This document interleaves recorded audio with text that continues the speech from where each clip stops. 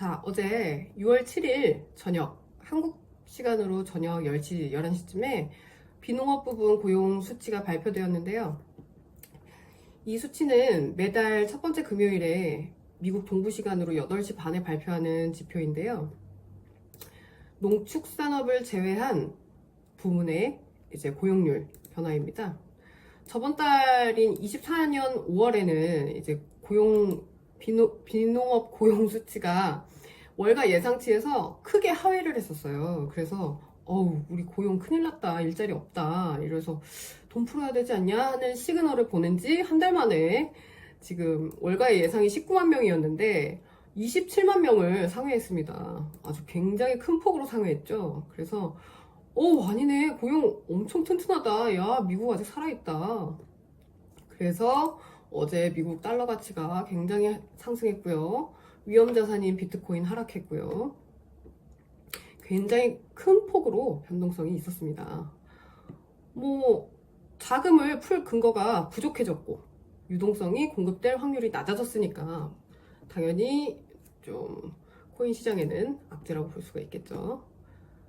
자, 저번 영상에서 대차대조표 축소로 시장에 유동성을 공급하고 있다고 말씀을 드렸었는데, 오늘은 비농업 고용수치 때문에 유동성 공급에 가능성이 없어졌다라고 얘기를 하니까 이게 무슨 모순되는 말이냐라고 생각하실 것 같아서 설명을 한번 하려고 하는데요.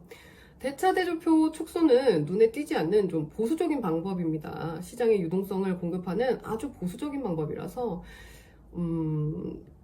이렇게 눈에 보이는 지표처럼 사람들이 관심을 크게 갖지 않는 쪽이기도 하고요. 어떻게 설명을 해드려야 될까요? 비유를 해드릴게요. 현재 지금 미국 경제는 사실 어려운 편입니다. 좀 생활비가 없어서 파산이 우려되는 가정집이라고 예를 한번 들어볼게요. 근데 그 집 가장들이 연말에 큰 시험을 앞두고 있는 겁니다. 지금 모든 이목이 거기에 쏠려 있어요. 그런데 옆에서 친척들이 보니까 이 집 쌀통을 열어보니까 쌀이 없는 거예요. 아무리 막대 먹은 친척이라도 야, 여기 다 굶어 죽어, 돈 찍어야 돼, 너네 지금 그러고 있을 때 이렇게 난리를 치지는 않겠죠. 그런 행동은 지양하겠죠. 쌀뚜껑 마음은 아프지만 조심히 닫아놓고, 여기 보니까 감자 한 박스 선물로 들어왔네, 야 이거 먹으면 되겠다, 야 우리 당분간 걱정 없다, 의연한 모습, 건재한 모습 보여주는 거죠. 하지만 티나지 않게 뒤에서 조용히 돈 꺼가지고 오는 모습, 돈 끌어오는 모습, 그런 상황으로 해석하시면 되겠습니다. 시장에 현금이 적어지면 가장 먼저 타격을 받는 게 안전자산보다는 이제 코인이라고 말씀을 드렸잖아요. 안전자산과 위험자산을 분류하는 기준은 여러 가지가 있습니다만, 이해하시기 쉽게 말씀을 드리면 부동산과 코인의 차이라고 할 수 있겠네요. 여러분이 포트폴리오에 부동산이 50%, 주식이 30%, 코인이 20% 있다. 그러면 갑자기 큰 변동성이 생기고 나에게 현금이 필요하다. 그럼 뭘 먼저 처분하시겠어요? 제일 먼저 처분하는 게 위험자산이 되겠죠.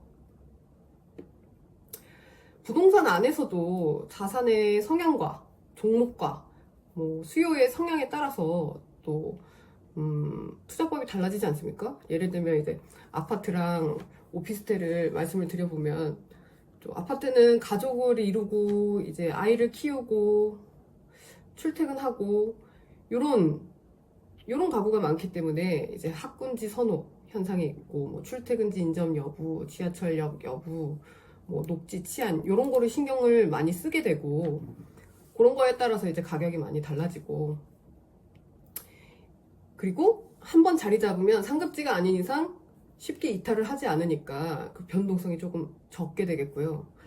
오피스텔 같은 경우는 이제 1인 가구나 이제 반려동물을 키우는 경우가 많고, 이제 안정성에 치중을 한다기보다는 이제 그때그때 필요에 따라서 월세나 전세를 사는 사람들이 더 많고, 한강뷰나 인테리어나 상가 인접성 같은 걸 신경 쓰는 비율이 많겠죠. 그래서 각각의 투자 전략이 또 달라지지 않습니까? 코인도 마찬가지고요. 모든 자산이 수요층의 성격과 성향에 따라서 안정성과 투자 방법이 변하죠. 뭐 기존 자산가들이 많이 모여있는 안전자산, 뭐 부동산, 달러, 뭐 국채, 엔화 이런 거는 사이즈가 크고 법제적인 울타리가 다소 튼튼하고 대신 변동성이 작은 거고요. 다소 위험 자산에 속하는 우리 코인은 유동성이 크고, 그러니까 수익도 크고 손해도 크고 안정성도 조금은 떨어지고, 그래서 빠른 대응이 중요하게 되는 겁니다.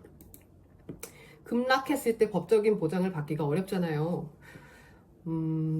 그나마 주식은 좀 상한가, 하한가 퍼센테이지도 정해져 있는 경우가 많고, 금융거래법을 적용받아서 이제 투기 세력이 이렇게 아무나 막 활개를 치기는 다소 어려운데 반해서 코인 시장은 아직 굉장히 널널하지 않습니까? 자금이 조금 있으면 한 종목을 잡고 운전할 수가 있는 거죠.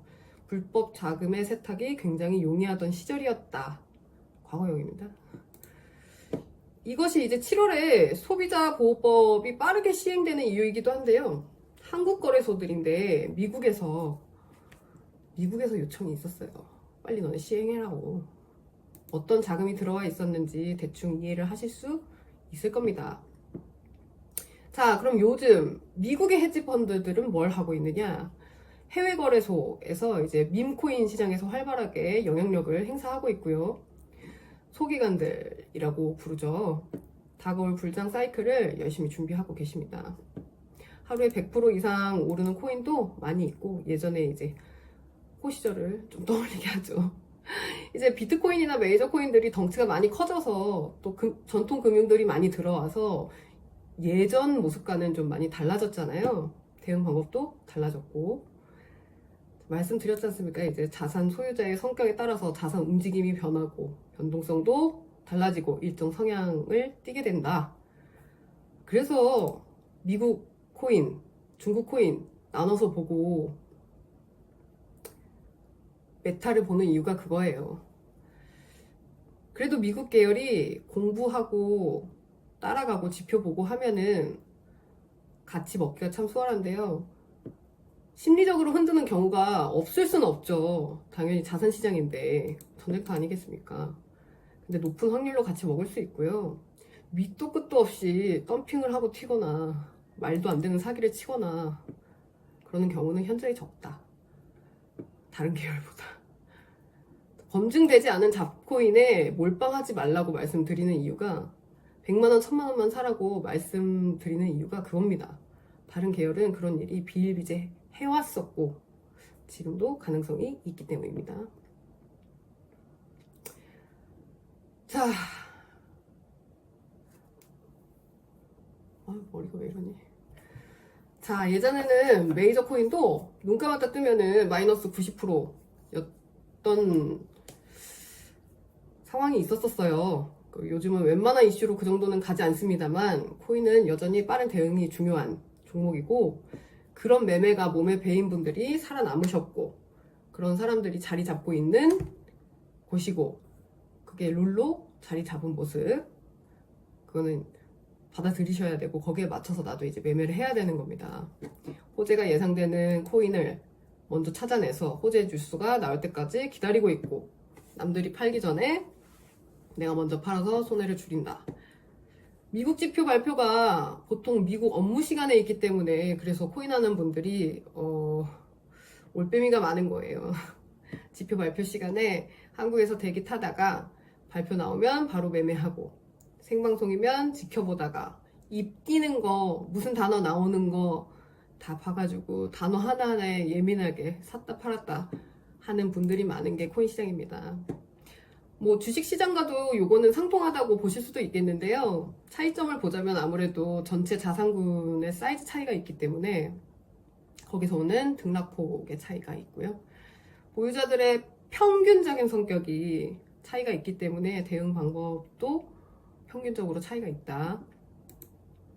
어젯밤에 지표 발표 시점에 이제 비트코인 그래프하고 나스닥 전체 그래프를 보시면은 조금 차이가 있다는 걸 아실 거예요. 이게 변동성 수준이 차이가 나죠. 자, 어젯밤에 비트코인 움직임이 어떤 흐름이었느냐, 발표 전까지는 이제 월가의 예상대로만 나온다면은 이거는 뭐 19만 명 정도면은 경기가 아직 너무 안 좋은 거고 하반기에 금리 인하를 할 수밖에 없다. 돈을 푸는 쪽으로 갈 수밖에 없다. 요런 이제 희망 회로로 비트코인 이제 2만 7천, 7,2만 불을 찍으면서 이제 고가를 갱신하려는 움직임을 막 보이다가 발표 직후에 실망 매도 물량 나와서 조금 밑으로 하락했다가 소폭 다시 상승하다가 새벽 3시쯤에, 한국 시간 새벽 3시쯤에 대량으로 누군가 매도를 한 것 같아요. 그래서 비트코인이 결국 68,000불 근처까지 큰 폭으로 하락하고 이제 69K에서 숨을 고르고 있는 모습입니다. 4K 폭의 무빙은 자주 나오지 않아요, 사실 비트코인에서 지표 하나로. 근데 어제 저녁에 롱 잡으신 분들은 많이 놀라셨을 것 같고, 대응이 중요합니다, 코인은. 자, 마지막으로 한국 소식인데요.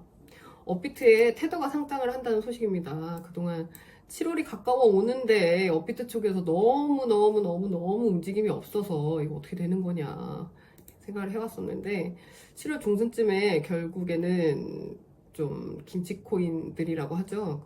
대량 상패 확률이 많이 커졌고요.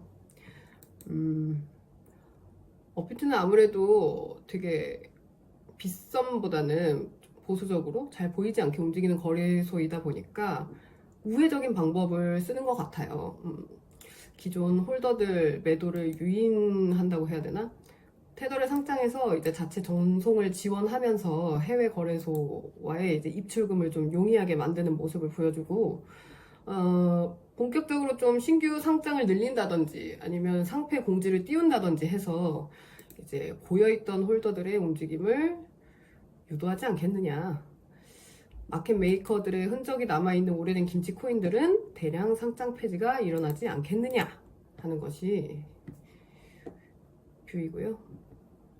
기존 홀더분들은 이제 상장 폐지 공고가 있기 전에 조금이라도 피뢰침을 꽂거나 상승 무빙을 보이는 김치 코인은 진입가까지 도달 못할 수 있습니다. 하지만 손절이 가능한 상태면 조금이라도 건지는 방법으로 손절매를 감안하셔야 될 것 같고요.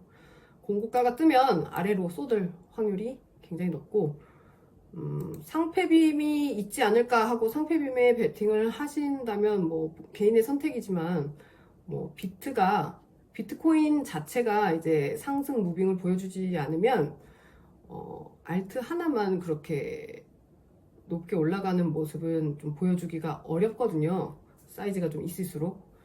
그래서 알트 매매할 때는 항상 비트코인 동향 생각하시면서 움직임 주시하시면서 매매하셔야 되겠습니다. 성투하십시오.